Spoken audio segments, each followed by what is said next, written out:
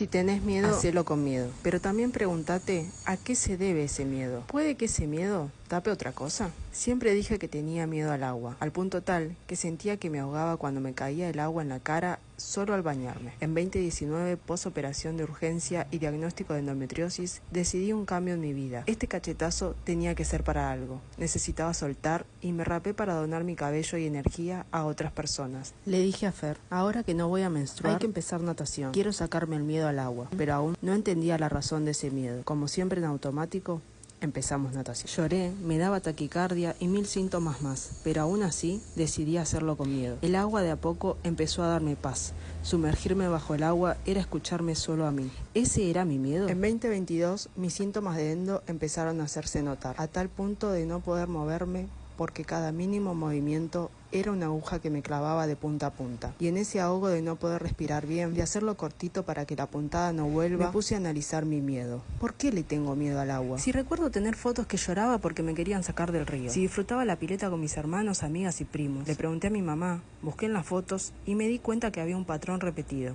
Que no era el agua en sí, era mi miedo a mancharme. A mis 13 años tuve mi primer ciclo y desde ese momento tengo pocas fotos en el agua. Ya no piletas, solo pies en el mar. Ya no solo con malla, sino con ropa. ¿Mi miedo era el agua o mi miedo era mancharme y pasar vergüenza? Esa vergüenza de que te vean con sangre, menstrual, nada fuera de lo normal, pero no tan normal para quienes tenemos endometriosis y adenomiosis. Fue cuando me di cuenta que yo no le tenía miedo al agua. Hoy, después de 3 meses de mi operación, estoy en el agua, disfrutando como nunca, reencontrándome con mi cuerpo, con un poco de miedo, un poco de ansiedad y taquicardia, pero dejé que mi cuerpo se relaje, avancé en el mar hasta el cuello, dejé que mi cuerpo flote y las olas del mar me lleven y me traigan. Con respeto, pero sin miedo.